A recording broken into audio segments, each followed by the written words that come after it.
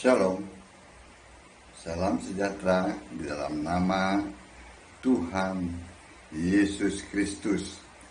Tetap bersama saya, Pendeta Binsar Sianipar, BBS dari Gereja Alkitab Allah Esa. Bapak Ibu sekalian, begitu banyak orang yang bertanya-tanya mengenai apa yang saya sampaikan.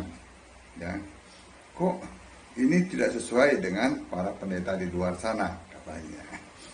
Kok ini terkadang menyerang sesama pendeta, katanya gitu. Saya ingin jelaskan bahwa iman kita harus dibangun di atas dasar yang benar, yaitu Yesus Kristus,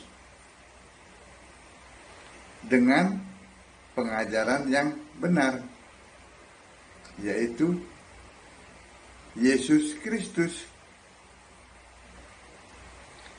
sesuai dengan Efesus 2 kalau saya tidak salah Efesus 2 ayat 20.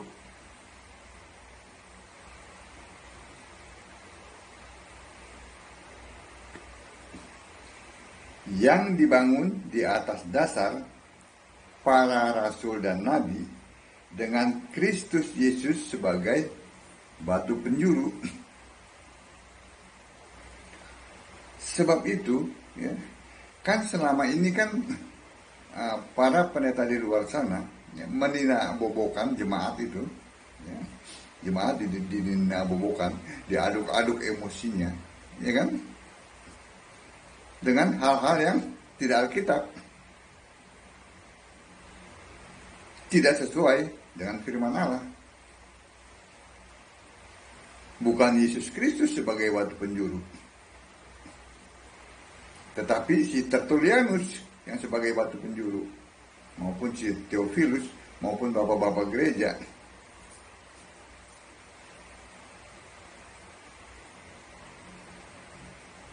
Ini yang harus dimengerti, Mereka mengaduk-aduk emosi jemaat dengan berkat. Siapa yang tidak butuh berkat?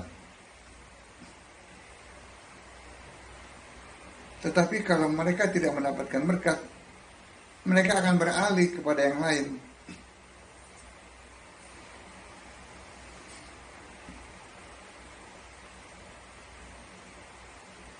Bicara minyak urapan, bicara bahasa roh,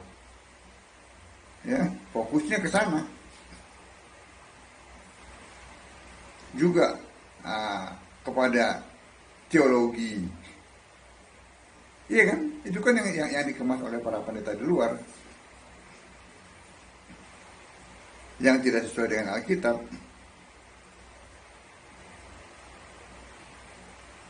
Ujung-ujungnya mereka tidak pernah atau kalaupun mereka menyembah yang benar, Allah, Tuhan Allah yang benar, mereka sandingkan dengan pribadi yang lain. Mereka tidak pernah menaikkan bahwa Yesus Kristus adalah satu-satunya Allah yang benar.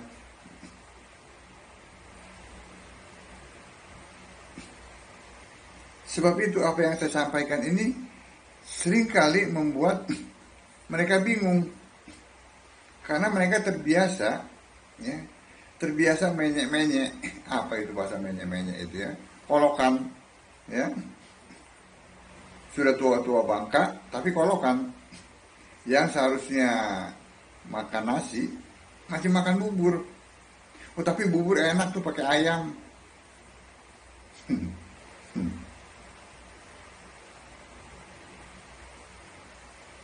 Iya kan?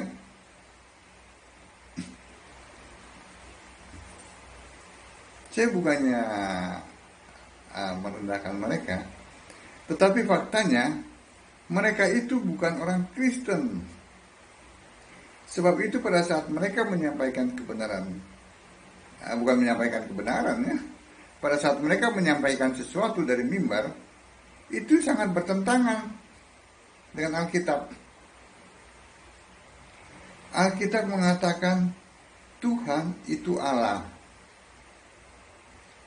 Allah itu satu, Tuhan itu satu.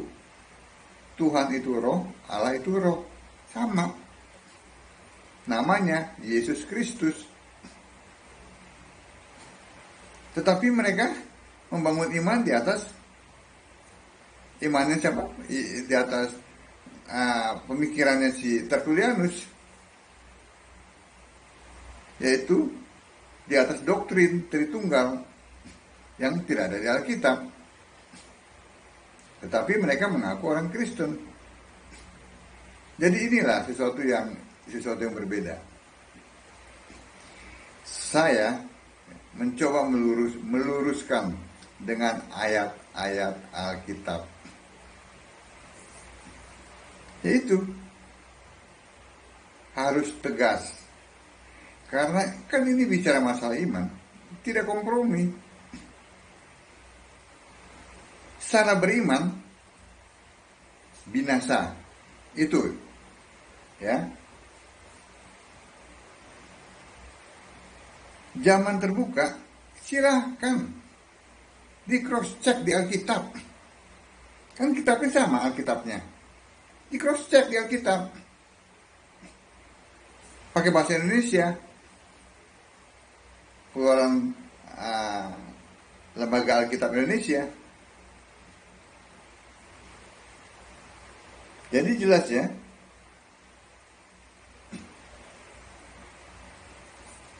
Memang cara penyampaian saya ini agak berbeda. Karena saya langsung ke pokok tujuan. Ya, ke pokok tujuannya. Saya tidak bicara masalah, jarang saya bicara masalah berkat-berkat. Berkat akan mengikuti dengan sendirinya. Ya. Pada saat orang menyembah Yesus, berkat akan mengikuti. Karunia-karunia itu udah mengikuti. Semua perbuatan baik sudah disiapkan. Di di 2 Timotius 3 ayat berapa? 17 ya. Semua itu perbuatan sudah disiapkan. Perbuatan baik. Tidak ada tipu-tipuan.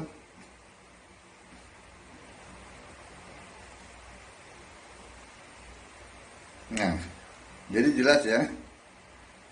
Sesuatu yang berbeda ini ya, bukan saya ingin berbeda, tidak, tapi saya menyampaikannya sesuai dengan apa yang ada di Alkitab. Karena Alkitab adalah firman Allah yang tertulis. Alkitab diilhami oleh Yesus Kristus, bukan oleh Bapa, si Bapa itu, Bapa Tritunggal. Tidak. Nah, jadi mungkin agak berbeda ya, tapi tidak apa-apa. Ya, memang harus berbeda. Kita akan melihat di sini ya, Yesus itu ya Tuhan atau Tuan. Kan banyak kekacauan nih, ya. Mereka bingung nih pada saat Allah dibentuk menjadi manusia. Firman menjadi manusia, mereka kebingungan. Coba perhatikan ini ya.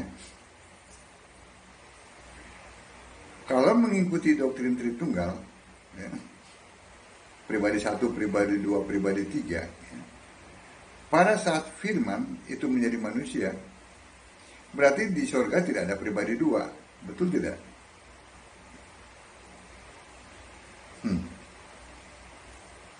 Ya kan? Padahal itu tidak ada itu. Di Alkitab tidak ada pribadian. Allah bukan pribadi. Allah itu roh. Dia itu maha kuasa. Dia maha besar. Dia memenuhi seluruh ciptaannya. Pada saat Roh Allah ada di surga, dia ada dimanapun juga. Itu Allah. Dia ada di seluruh ciptaannya. Dia ada di diri Yesus yang manusia itu. Manusia Yesus itu, rohnya adalah roh Allah. Bukan seperti kita. Oke. Kita akan melihat ya. Yesus manusia itu, ya. Dia itu Tuhan atau Tuan. Ya. Karena dia pun menerima, ya, menerima penyembahan pada saat dia jadi manusia. Yohanes 13 ayat 13 ya, kita lihat. Yohanes 13 ayat 13. Kamu menyebut aku guru dan Tuhan, dan katamu itu tepat, sebab memang akulah guru dan Tuhan.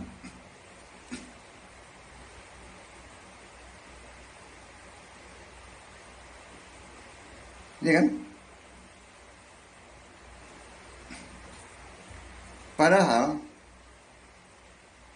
Tuhan itu harus apa? Roh.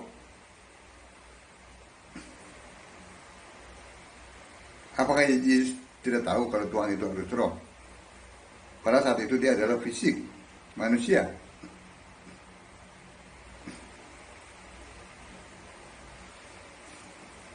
Saya ingin beritahu, Tuhan itu mempunyai pengertian, dua pengertian, ya. Tuhan yang adalah Allah itu roh, itu disembah di sorga, ya. Tuhan yang pengertian yang kedua adalah Allah yang berkarya.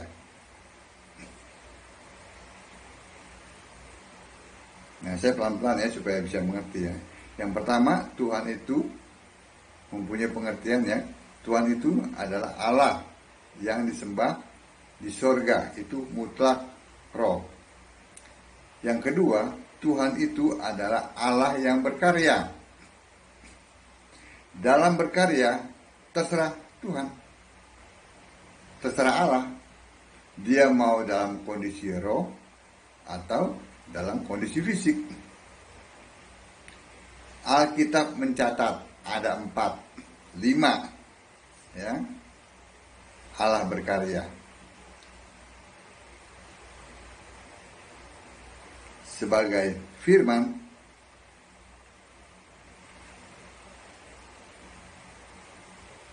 sebagai Yahweh, Tuhan huruf besar semua, Tuhan, sebagai Yesus roh pada saat dia bangkit, dan kelak dia akan datang sebagai anak domba. Nah, itu kondisinya roh. Dan satu dalam kondisi fisik, dalam misinya menyelamatkan manusia berdosa. Ini kan harus mati. Kalau roh kan tidak bisa mati di kayu salib. Nah, sebab itu dia datang sebagai manusia. Dia dibentuk, kata Yesaya 43 ayat 10. Firman yang ada Allah menjadi manusia. Yohanes 1 ayat 14. Nah, Yesus itu adalah Allah yang berkarya dalam kondisi fisik untuk mati di kayu salib. Nah, jelas kan? Mengerti kan sekarang? Sebab itu dia katakan dia Tuhan, benar, dalam pengertian Allah yang berkarya. Wah, yang begini nih. Mana mengerti pendeta di luar sana itu?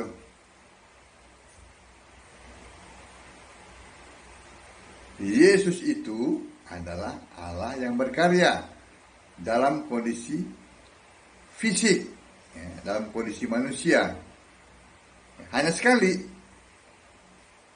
Setelah itu tidak ada lagi. Dalam misinya menyelamatkan manusia.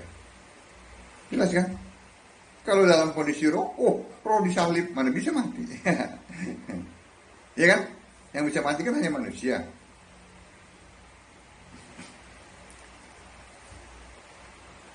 Kita baca, ya, Efesus 2 ayat 6 ya, kita baca.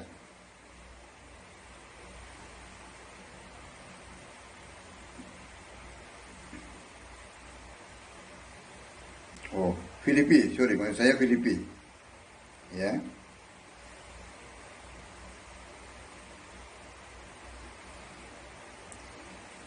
Yang walaupun dalam rupa Allah tidak menganggap kesetaraan dengan Allah itu sebagai milik yang harus dipertahankan. Dia manusia, namun dia setara Allah, setara ya, tapi dia manusia. Makanya dia mati di kayu salib. Itu ya. Tapi hari yang ketiga dibangkit. Allah, ya kan? Itu Tuhan. Dia terima penyembahan itu. Dan dia mengakui bahwa dia adalah Tuhan. Tapi ya tadi itu ya, dalam pengertian bukan roh ya, tetapi dalam pengertian Allah yang berkarya. Ya, berkarya dalam bentuk fisik, dalam bentuk manusia, ya, untuk mati di kayu salib menebus manusia berdosa. Wah, luar biasa nih. Yang begini nggak ada tuh di Tritunggal, mana ngerti? Tritunggal tuh ngertinya apa? Pribadi satu, pribadi dua, pribadi tiga. Ya, itu ngotot tuh. Oh, di surga ada dua. Tatanya ada dua, padahal Allahnya tiga. Kurang satu tatanya tuh. Tahta. Jadi Yohanes 13 ayat 13 clear ya. Nah, lalu kita lihat Wahyu 19 ya. Kita lihat Wahyu 19.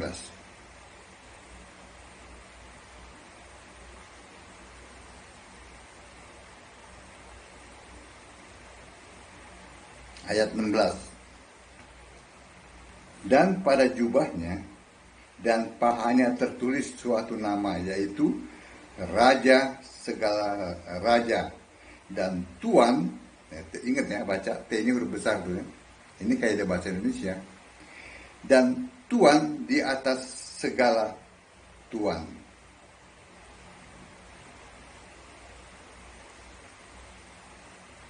Selesai kan?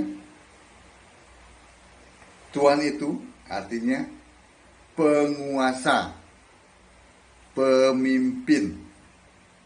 Ya.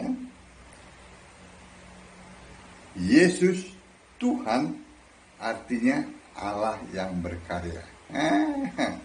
Simpel, ya kan?